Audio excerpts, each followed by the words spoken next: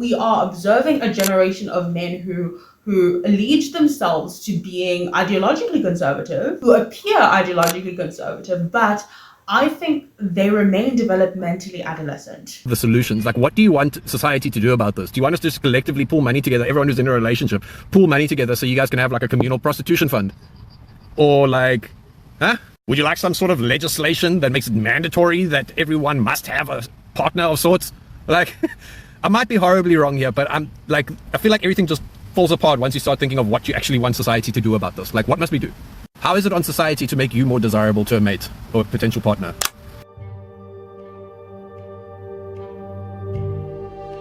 Because they're talking about how, like, should society intervene in the declining birth rate? Not from the framing of, like, how can society make life easier and healthier for the women that are birthing these children and raising these children? Like, how can we institute paternity leave and affordable healthcare and affordable childcare and make sure our kids are safe and fed in school? That's not what they're talking about. No, those things would actually improve the birth rate, but that's not what they're talking about. Consider, for instance, the natalist panic. By 2050, over 3/4 of countries won't have high enough fertility rates to keep their population size growing. The global fertility rate has decreased from 4.84 live births per woman in 1950 to 2.2 in 2021, and is expected to drop to 1.5 by 2100. They're talking about how sad it is for these men who have been excluded from the gene pool because they can't find anyone to date, and how that's a mass extinction event, according to them. Elon Musk has had his 13th child with one of his reply guys. It's a woman, but reply guy is a gender-neutral term. Divorced, beheaded, died. Divorced, beheaded, survived. That's the rhyme for remembering the fate of the wives of King Henry VIII. But if you did it with Elon Musk, it would be like, divorced, divorced, did IVF with random women and then ghosted them. That would be the rhyme. Less catchy. The latest baby mama is right-wing influencer Ashley St. Clair. So you think having all those kids was a response to your trauma? Yeah, 100. Now I'm learning that now. Yeah, and it wasn't like I was acting out. It was more of being careless, being frivolous with my process because I could do it, because I had the money, because I had the access to whoever and however I wanted to move, and okay, they coming at me, they asking me, opposed to like doing the mature thing and saying, hey, well, it probably makes more sense to do this, and then obviously life happens as well. So it wasn't like, oh, I'm gonna go have 12 kids. It was more about like, yo, I'm gonna just live life and have fun, and whatever happens, I can handle it. Elon Musk is obsessed with the fact that the birth rates in places like the United States and Europe are declining. And he doesn't think that the solution to that is to bring in migrants from places like Latin America to fill the declining birth rates. And some of the language around this and some of the concepts around this are not a million miles away from the Great Replacement Theory, which again is an obsession with the idea that the birth rates in Europe and the US are plummeting and we're all being replaced by immigrants. And he certainly has some of that going on in his head, even if he doesn't subscribe to the whole theory. I mean, please tell me, are the birth rates truly declining so incredibly catastrophically that the only rational solution is 4 to 5 unstable households, sexual access without discipline, and vulnerable children who didn't ask for any of this, raised without coherent male presence or continuity? Or actually is the real fracture located elsewhere? It is not reproduction that men distrust. They don't seem to struggle at all with reproduction, okay? I think that it is this idea of permanence, because permanence requires you to move out of that stage of adolescence. And so that causes, I think, distrust from the female end towards reproduction, towards investment, towards any proposal of relational permanence. We don't even believe that really exists anymore. Gen Z and millennials don't want kids. So the birth rate, the fertility rate in the US has been going down for years. It's now at a historic low. And what's really interesting when you get into the Pew Research underneath it is the reason people are not having kids has changed. So put up this graphic here and I'll talk you through it. People over the age of 50 who have not had children, they say, look, it just didn't happen. Basically, I wanted to, but it was bad luck. Young people today say, I'm not even out here trying. I, period, full stop, don't want children. That's a That is a big shift. That is a big change. There's a bunch of reasons. A portion of them cite the cost. The cost of childcare is bananas. It's bananas. School is just, it's crazy. unreal. A portion of them cite worries about the state of the world, climate change, and then 20% say, I just don't like kids. And these are all fair reasons. I don't know about not like kids. The state of the world and climate change meaning they don't want to add to our population because of the pressures. Or they're just worried that the quality of life is getting worse and worse. And so we start hedging, but hedging in this context does not look like assistance at all. It looks like sexual leverage over domestic responsibility, right? Not because men are uniquely depraved, but I think when long-term trust collapses, the short-term promise, the short-term certainty becomes psychologically irresistible. Men have definitely not detached from women sexually, but some of them, especially those, like, I'm not even going to say some because porn is like a huge issue. Those, especially those who are addicted, have detached morally and neurologically, because that is what porn does. It numbs you. Desire persists because you have those needs, you have those desires, you have those those things that need to be scratched, but orientation does not. I'm gonna figure it out over here. Opposed to like, yo, now you're leaving trauma every step of the way instead of, fixing it from its origin and then being able to present itself. But then like concepts like monogamy and stuff like that, I still feel the same way about that. I was gonna ask you, has your view on that changed then? Nah, not really. Not for me. And that, again, that's the work of, whether you want to go back to like Freud's process of like my childhood and my upbringing. I grew up in a very unorthodox situation and household, so I've always understood that, love happens differently. So monogamy has never really been my thing, but so I'm pretty sure that plays a part of it as well. Men still want women, but not in orientation towards secure permanence, towards mature permanence, towards irrevocability. And when that disappears, it is replaced by consumption, by distance, by suspicion. And ironically, this makes the birth rates less stable, not more stable. They have nowhere to turn to. And the number one thing that correlates with it is not mental illness, but is a sense of thwarted belongingness. So this is kind of like multivariate regression analysis. But basically what happens is what causes people to kill themselves is they try to connect with others and they get rejected. So it's specifically a very specific research term called thwarted belongingness. So I try to belong to a group, and that group, or multiple groups usually, will thwart my attempts to join the tribe, to join the community. And this is what actually correlates a lot with suicidality. So what's going on with men right now is that we really don't allow them to suffer, because then you're not manly. And we're so externalized with our attention that we're not connecting with ourselves. And so we're looking to other people to tell us what it means to be a man. But that may or may not work for you, right? That may have been what worked for them.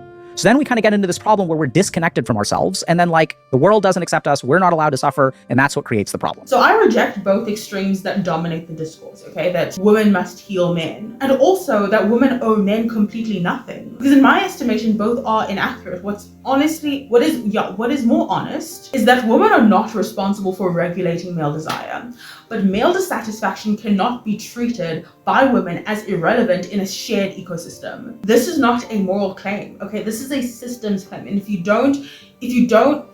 understand systems, you'll understand that you cannot disengage and decenter the significance of the opposite sex to every extreme of making them insignificant and expect no fracturing downstream. You cannot remove relational feedback from half the population and suddenly, just because you're happy, expect equilibrium. Just as men cannot demand access without accountability, women cannot disengage entirely and then expect downstream peace. That's just,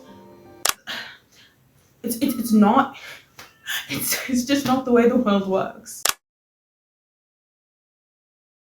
Well, let's ask Sahar. Sahar, are you being forced to do this? Definitely not, Piers, because for me it's an act of worship. It's an act of devotion of God to God. And my parents, my mom doesn't wear it, my sister doesn't wear it. And the garment has different interpretations, and that's why you see Muslim women expressing their faith differently. Before we go into that, right, it's funny because they are telling you what they want to do, and you're telling them. Like, does she seem unhappy? Does she see, you know what I'm saying? It's like they're trying to convince her to have a problem with it. And there's this sense of entitlement from what I see, where it's like you have to interfere in another person's culture. and faith is crazy. I think modesty is way too overemphasized for Muslim women in Islam. Growing up, the number one thing that was enforced upon me and I was judged by was how I dressed. Nobody cared if I was volunteering, if I was helping out my community, if I was spiritually connected to God in my heart. What they cared about was whether or not my shoulder was showing. That is just so detrimental to young girls, honestly drives them away from Islam. It's one thing to know that you're bad, but if you know that you're bad and you still choose modesty, you still choose to cover up, you still choose peace and to love yourself and to choose the best version of yourself, that's a different type of woman right there, boy. That's super rare to come by, you know? So if you do find that, hold on to it, bro, because I promise you, it's super rare in today's age. It's super rare.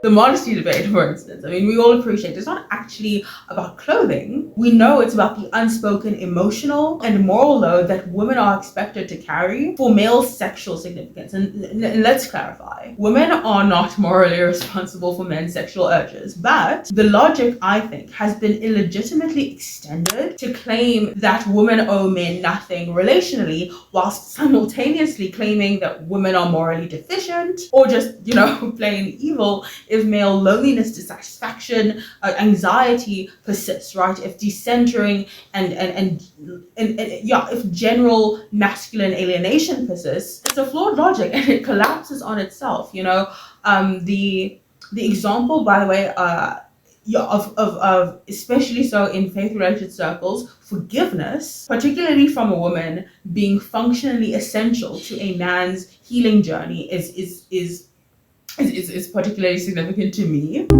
I think people have a tendency to sometimes overlook, particularly women. There's a lot they'll forgive, you know? Like there's a lot, like I'm always shocked by female clients will come in and be like, oh yeah, and he was cheating on me with this person. I'm like, oh, and you didn't leave? And they're like, no, you know, I was like, all right, you know. I think of myself, I'm like, wow, I can get away with a lot more shit than I give myself credit to. Because women are very forgiving. Women think they'll change men. Maybe. What's that saying? Women go through a relationship hoping they can change men, and men go into a relationship hoping it'll never change. That sounds like something Orion would say. Yeah, I agree with that. I mean, I certainly think that I see a lot of female clients who are willing to overlook the foolishness and stupidity of their partner in some way. The problem is they roll their eyes at it, and rolling of the eyes, like you might as well divorce the guy. Like it would be more dignified, because I think you're going to lose him no matter what. You're just going to lose him in a worse way, because there's nothing worse than being lonely when you're with somebody. You know, if you're lonely and alone, that's fine. But lonely and you're sitting next to somebody, that's fucking bad. Grace, historically and defined through biblical terms, is costly. It is voluntary. It is unearned. And so when grace, especially after some relational injury, becomes, you know, expected, then grace becomes extractive. It actually becomes abusive. You can't cheat, you know, or abuse my time, my energy, my patience, my effort, and force forgiveness out of me simply because you know the status of my faith, simply because you know what I've claimed about who and what I believe in. I notice this a lot in fiction, and I indulge a lot of, you know, my favorite genre is science fiction, military fiction, classic moral fantasy. I love that. You guys know that's what I love. The thing is, they are usually written by male writers, and I'm not like, okay, it makes for a good story, but what I do just want to say, especially having experienced the exhaustion of this, is that women are not sacramental instruments for male moral rehabilitation, nor are we emotional infrastructures designed to compensate for structural, cultural, or developmental failure. This is why I see so many relationships that are quickly entered into seem suffocating for women, not because affection is absent or disingenuous, but because the expectations placed upon her intimacy with him are existentially disproportionate. One person is being asked to function as meaning, stability, redemption, and future all at once. No one can survive that, even on the opposite end. I don't think anyone was built to survive being a function of another person's entire destiny, entire reason for living. That load, it fractures intimacy. Yes, pornography is a problem. Yes, relational absence is a problem. And yes, community erosion accelerates all of this. But pornography and relational isolation, right, lack of community, they're not exclusive origins. But like I said, there are accelerants. But my choice is, if we want to see a society that is going to be more central, if we want to see a society that is going to be economically thriving, we unfortunately have to care for the boy child being left behind. Otherwise, we'll find ourselves in situations where there's threats of war all the time. And one thing about war, it is a very great equalizer of human beings. Now, does this accelerate global conflict, particularly as we pivot to the World War III theory? Hey guys, editing Catherine here. There's just something that I noticed as I'm editing, and it's kind of made me stop cold. She used the word unfortunately. She said, unfortunately, we have to care about the left behind male child. Unfortunately, why use that word? That word matters because language is never neutral. It exposes a person's posture before it reveals their true argument. Why is care framed in this context as concession? Why is attention to half the population spoken of as an inconvenience, spoken as something to be endured rather than to be understood? You know what I'm saying? And that is my issue with this entire conversation, because you cannot repeatedly signal to a group that caring about them is regrettable and then act shocked when they disengage from the social contract. This is not about centering men or decentering men at the expense of women. This is actually not a gendered debate. It's about refusing to build a moral hierarchy where compassion is rationed by political convenience. You guys, we live in a shared ecosystem. You don't get to dismiss the psychological decay of one half of it and then expect the other half to remain untouched. Care is not unfortunate. We're dealing with human beings here. Whether or not you sympathize with the object of their pain, with the object of their anxiety, is irrelevant. We are living in a world inhabited by human beings, men and women. Care is not something to be... I don't know how else I can get this across, but that word unfortunate really disturbed me. Care is not unfortunate. What's unfortunate is how rare it's become to say so without apology. Anyway, I just need to add that in before continuing on. Well, the World War III claim is, hyperbolic, but it isn't, entirely unserious. Hannah Arendt warned that mass loneliness is fundamentally a precondition for totalitarianism, not social prosperity. And honestly, I think she's right, but lonely men don't automatically cause wars. But ideologized resentment is indeed a combustible mass. And that's where the danger is, especially so when coupled with technological application. And we are on the fast track to that. Even now, it's not a source of anxiety for me, but it's something we have to think about. It's something that we need to, I think, be cognizant of. Okay. There was something else I wanted to say. In relation to this video, as I was sort of formulating my thoughts, thinking about what I really felt about this, I returned back to my I had a theory about the Edenic fracture. I was reading Genesis, and what's so interesting about the curse dynamics of that story is that what happened there is often misquoted. It is, I think, selectively moralized, and it is often misread. But it does not say that man will rule effortlessly, be able to order the world and all of its chaoses without resistance. It does not say that woman will trust that leadership without fear. These aren't punishments, these are exposures. And I think, the beauty about Christ is that he doesn't erase them, he reorders them. A civilization survives, not when men redeem women or women redeem men, or men dominate women or women dominate men, or any other disordered inversion. But when both, I think, submit their fear and their desire to something higher than impulse, men are called to order their strength. And strength is not a passive quality. Strength needs to be tamed. It needs to be trained, and it often does express, especially in its most immature stages, as pretty intimidating emotional expressions. I don't know if you've ever dealt with a teenager, much less a 5-year-old boy child. But these are not passions, these are not impulses, these are not, like drives sitting inside of you that need to be demonized. And I think the hardest lesson for women is the resistance to secure ourselves in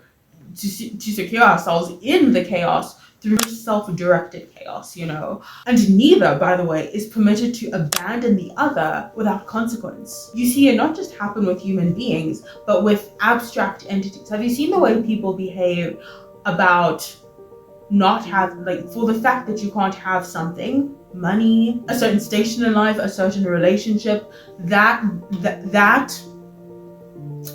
abstract, whatever it happens to be, becomes their enemy. People with poverty complexes start to resent and sometimes even hate people who, did nothing to earn their privilege. Same thing relationally. I find that people who find that they're in a stage in life where they can't, where there's a deep dissatisfaction in not being able to have that husband, to have that life, to have marriage, to have whatever it happens to be, that idea, instead of becoming your desire, it becomes your enemy, because that's your way of dealing with the fact that you can't have it, or you feel like you can't have it. Just because you can't have me in the way you want to have me doesn't mean I have to become your enemy, and same thing vice versa. Just because I can't have you in the expression that I want to experience you doesn't mean I have to hold now so much contempt and resentment for the fact that that is the case. Such that you now become my enemy. It doesn't have to be that way, But we also can't disengage from each other without consequence. We are living in a world, we're living in an ecosystem where there are men, there are women, and we are forced to interact. We're kind of stuck with each other. And the gospel does not promise that we will never need each other. In fact, it promises, it explicitly says the opposite of that. There is something wrong in man being alone. It does promise, though, that we won't be destroyed if we are temporarily without each other in the ways that we feel we are deserving to be within each other's relational regard, relational appreciation, relational investment. We're not going to die if we don't have that for a season. So and it's not a crisis if we don't have that for a season. So that's all I have for you guys today. I will hopefully see you soon. That's about it. See you hopefully very soon. You take care and goodbye.